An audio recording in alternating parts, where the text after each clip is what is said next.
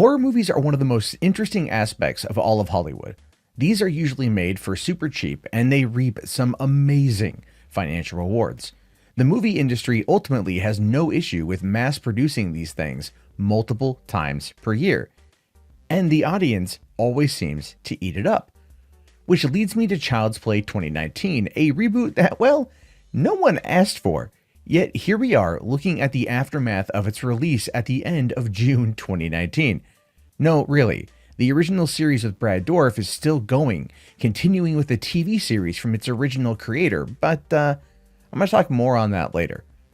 Anyway, MGM, after retaining the rights to Child's Play from Universal, decided it wanted to go down the horror remake road by reimagining Chucky, from being a serial killer who used voodoo to get into a child's doll, to a malfunctioning artificial intelligence-based robot, which is about as far as removed from the original concept as one can get. And yet, the movie wasn't a failure. Like, how did this movie, which completely dumped on its original concept, actually do well in its opening weekend? For that, we'll need to dive into just WTF happened to Child's Play 2019.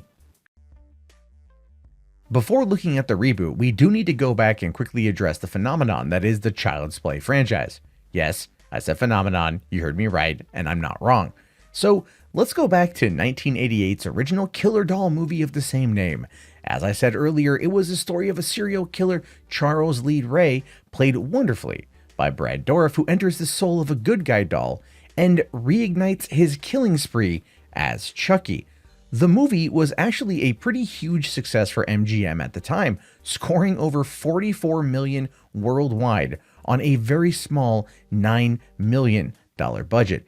This of course led to multiple sequels, all of which were distributed by Universal, and they all did pretty well, basically with having smaller budgets. Plus merchandise, and I mean lots of merchandise, has been purchased by Chucky fans throughout the years, which really does help keep Don Mancini and David Kirshner working on the franchise with new things coming out.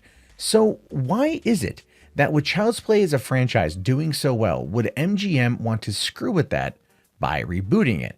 My theory is in part this, as it goes back to the attempted Child's Play reboot that was talked about in 2008 by Mancini and Kirshner. This reboot would be a darker retelling of the original story with Brad Dourif set to reprise his role. The movie, however, was scrapped after both Friday the 13th and Nightmare on Elm Street bombed. I also think MGM wanted a reboot because they only own the rights to the original film and could not profit off of the existing franchise as it is. Think of it like this: Don Mancini and David Kirshner have been expanding their property for 3 decades, and they have their own hustle happening.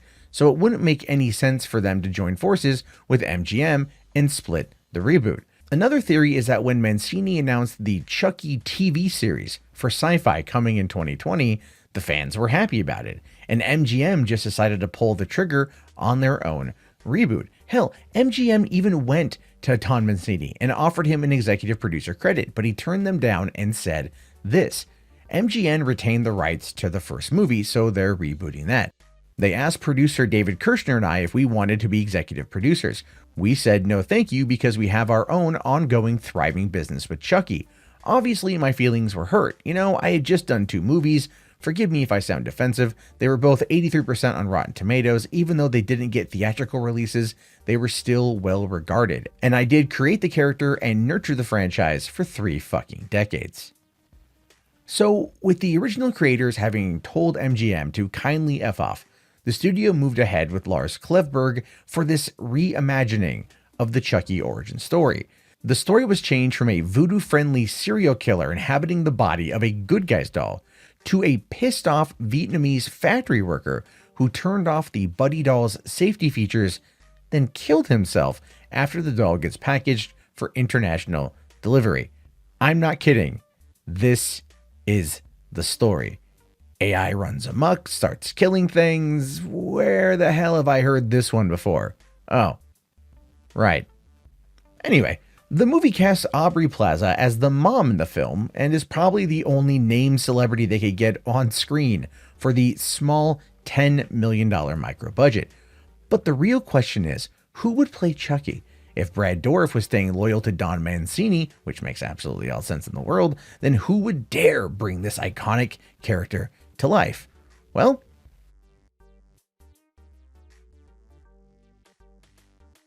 at WonderCon, it was announced that Mark Hamill would be playing the Buddi doll for the remake. And this wasn't the first time Hamill played Chucky before either, as he voiced the character on an episode of Robot Chicken. But with Luke Skywalker and the Joker playing the role of a murderous robotic doll, would fans actually show up for the movie when it was released against Toy Story on June 21st, 2019? And you know what? They did. They very much did. Even though Pixar's fourth Toy Story film pulled in over $118 million, this micro-budgeted slasher picked up a hefty $21 million worldwide. And I said before, this is on a $10 million budget. So that's actually really, really, really good. Even the critics weren't as harsh on the film as I thought they would be, as it scored a 62% on Rotten Tomatoes with an audience score of 60%. I mean, this is compared to the Tomato Meter score for the first film, which is at 67% with an audience score of 63%. So all things considered, the remake to the original is not that shabby. Cinema Score, on the other hand, wasn't as kind, with only a C+ from audience members who went out to the theater to go and see it.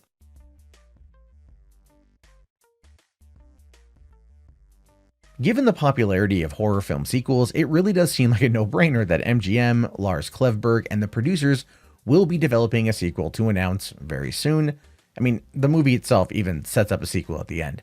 And to be fair, there are 7 Chucky movies that have happened over the span of 30 years, and they've grossed nearly $290 million at the worldwide box office, and that's not including the last couple movies that have come out on home video only and done very well. All things considered, this franchise still has a lot of life left in it, and the remake is going to be its own spin-off, which does seem to, well, be relatively successful for the amount of money MGM invested into it. But I leave the question to you. Do you think that this was a worthy remake? Did you see it? What are your thoughts, and what are your expectations for the future of the franchise? These are things I'm curious to know. If you haven't already, please thumbs up the video, subscribe to the channel if you're new, and if you want to see more WTF happened over movies, let me know down in the comments below. I will talk to you guys later. Have yourself a fantastic day. Thank you for watching, and peace out.